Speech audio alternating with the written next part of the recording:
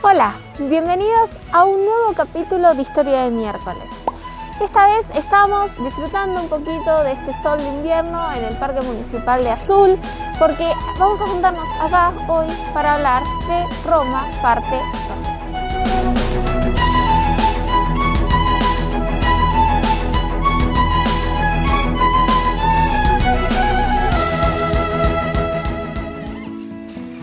Como vimos en el capítulo, la parte 1 de Roma, en el año 509 a.C. se instauró la República, por la que se dividirían los poderes en cargos públicos que recaían en los patricios, que eran los jefes patriarcales de las familias más importantes, que eran los que habían fundado Roma, según cuenta la leyenda, según Rómulo. Ahora bien, estas magistraturas se dividían en cargos menores o mayores dependiendo de la importancia que tuvieran. Escucha esto. Consulado. Se compone de 2 cónsules elegidos anualmente por los comicios centuriados, aunque inicialmente solo pueden acceder los patricios. A partir del 367 a.C., un cónsul es patricio y el otro plebeyo. Son las máximas autoridades de la República Romana. Asumen las funciones militares de dirigir el ejército, nombrar tribunos militares y alistar tropas. A nivel civil, convocan y presiden el Senado y las asambleas populares, proponen leyes, promulgan edictos y dirigen la elección de magistrados.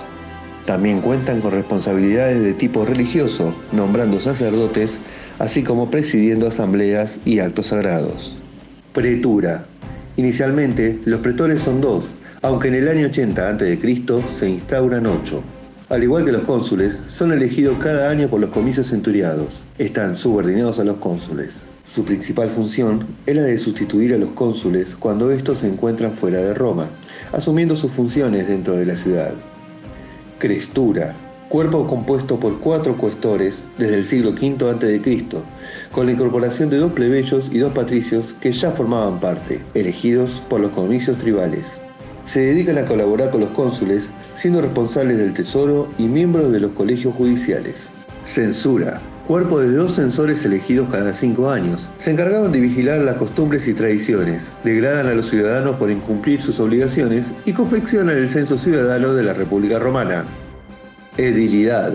4 ediles, 2 patricios y 2 plebeyos, elegidos anualmente por los comicios tribales. Actúan a modo de policía dentro del recinto de la ciudad, son responsables del aprovisionamiento urbano de trigo y presiden los juegos públicos. Magistraturas extraordinarias. Existen una serie de magistraturas extraordinarias para ocasiones en las que la República Romana se ve bajo amenaza. Previa orden del Senado, el cónsul puede nombrar a un dictador que asume el cargo durante un periodo improrrogable de 6 meses. El poder del que dispone se denomina imperum regillum, por el que asume todos los poderes de la República, estando exento de rendir cuentas al Senado y quedando exonerado de cualquier responsabilidad al finalizar su mandato. Cuando se instala la dictadura, el único magistrado que mantiene su puesto y sus funciones es el tribuno de la plebe. El dictador solía apoyarse en la figura del magister equitum, nombrada por él mismo. En un principio su función era dirigir la caballería del ejército, estaba al mando de la infantería, pero en la práctica ejercía como mariscal y segundo al mando del dictador. Asambleas populares. Las asambleas populares de la República Romana son los estamentos en los que el pueblo se ve directamente representado. Constituyen 3 cuerpos diferentes, cada uno con sus propias atribuciones y organización: comicios curiales, comicios centuriados y comicios tribales. Los comicios centuriales constituyen la principal asamblea durante el periodo monárquico, pero con la llegada de la República su papel queda progresivamente relegado hasta reunirse solamente en actos formales, como nombramiento de magistrados o adopción de ciudadanos. Los comicios centuriados también se crean durante la monarquía romana y continúan siendo una importante asamblea de tipo militar, pero no exclusivamente. Sus funciones son la elección de magistrados mayores, cónsules, pretores y dictadores, las declaraciones de guerra y de paz, concesiones de ciudadanía, fundación de colonias y además ejercer como cuerpos judiciales y legislativos. Por su origen militar, se reúnen fuera del pomerium. En el recinto sagrado no puede entrar el ejército. Normalmente en el campo de Marte.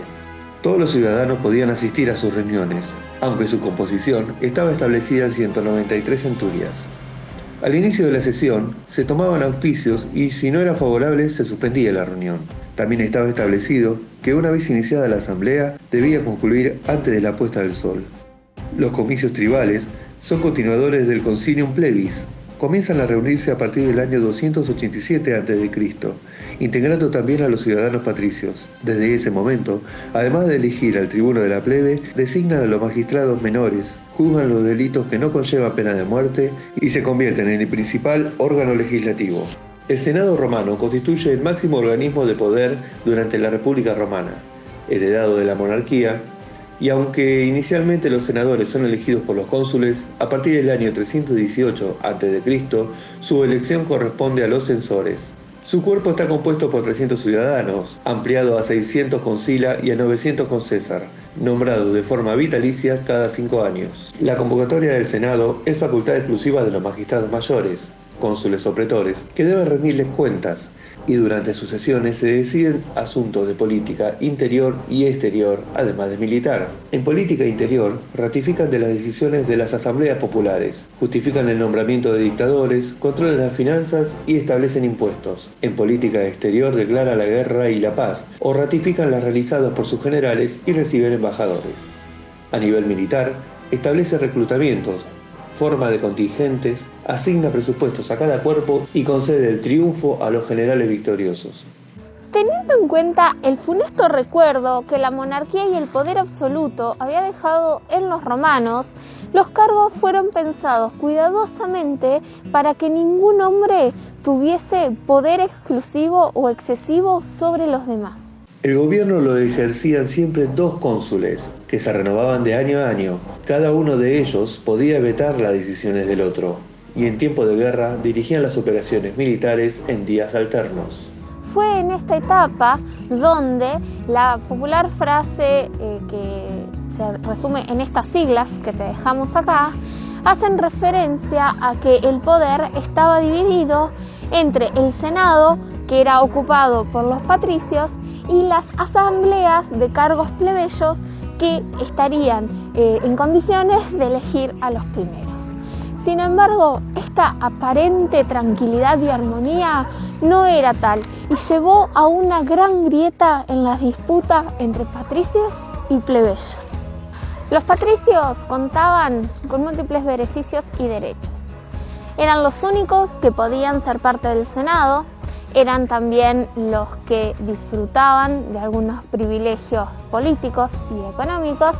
Además, eran los que hacían las leyes en el Senado, las ejecutaban como cónsules y también como jueces eran los que debían castigar a los que no cumplían con estas leyes. A los plebeyos, que eran los que pagaban los impuestos, a su vez que también eran los que acudían al ejército cuando se los convocaba ante una necesidad, solo les correspondía juntarse una vez al año en una asamblea en la que elegían a los candidatos patricios a ocupar cargos en el Senado. Ante esta desigual situación, decidieron comenzar una lucha y empezar a reclamar para tener más derechos políticos en la ciudad de Roma. 15 años después de instaurada la República, los plebeyos decidieron dejar de cultivar, dejar de comerciar y no servir más al ejército y se retiraron a la colina del Aventino como forma de protesta ante los avasallamientos de los patricios y para pedir por sus propios derechos. Ante esta situación, los patricios tomaron diferentes medidas. Muchos mandaron mensajeros a esta colina para pedirles de forma pacífica a los plebeyos que volviesen a sus labores, mientras que otros directamente los mandaron a amenazar y les pedían que volvieran por la fuerza. Los plebeyos no cesaron en su pedido y consiguieron que se formaran los tribunos de la plebe. Al final, el Senado tuvo que capitular y accedió a incluir una nueva magistratura en el ordenamiento institucional, los tribunos de la plebe. Estos magistrados, que solo podían ser elegidos entre candidatos plebeyos, tendrían como única función defender sus intereses y dispondrían, para ello, del derecho de veto sobre cualquier resolución senatorial. Medio siglo después de estos hechos, los plebeyos obtuvieron otra victoria. 10 romanos considerados sabios escribieron la ley de las 12 tablas, lo que se convertiría en la primera ley escrita de Roma. Hasta ese momento, los jueces, que eran patricios, eran los que habían dictado sentencias y los que habían aplicado el derecho teniendo en cuenta las leyes no escritas o las tradiciones, lo que permitía todo tipo de arbitrariedades. Tras medio siglo de enfrentamientos internos entre patricios y plebeyos, la joven República Romana estaba ahora en paz. Podía dedicarse a mirar hacia afuera de su ciudad, a empezar la época de las conquistas. Entre los años 133 y 27 a.C., la República Romana vivió momentos muy convulsionados en su historia por cuestiones políticas, económicas y sociales. Además de las disputas entre los plebeyos y los patricios, otras cuestiones como las que tienen que ver con los hermanos Graco llevaron a un desgranamiento de lo que es la República en Roma. El poder de los cónsules se hizo cada vez más importante, hecho que queda demostrado en el consulado de Julio César, que era uno de los cónsules, pero como decía un chiste de la época romana, era el consulado de Julio y César. Esto fue todo por hoy. Nos vamos a volver a encontrar para hablar de una tercera etapa dentro de la historia de Roma, que es la etapa del imperio, pero antes también vamos a hablar un poquito de la caída de la República. Si te gustó este trabajo, acordate de suscribirte al canal y de activar las campanitas para que te lleguen las notificaciones de todo lo que estamos haciendo, y además también nos podés seguir en nuestras redes sociales. En Facebook y en Instagram estamos como Historia de Miércoles.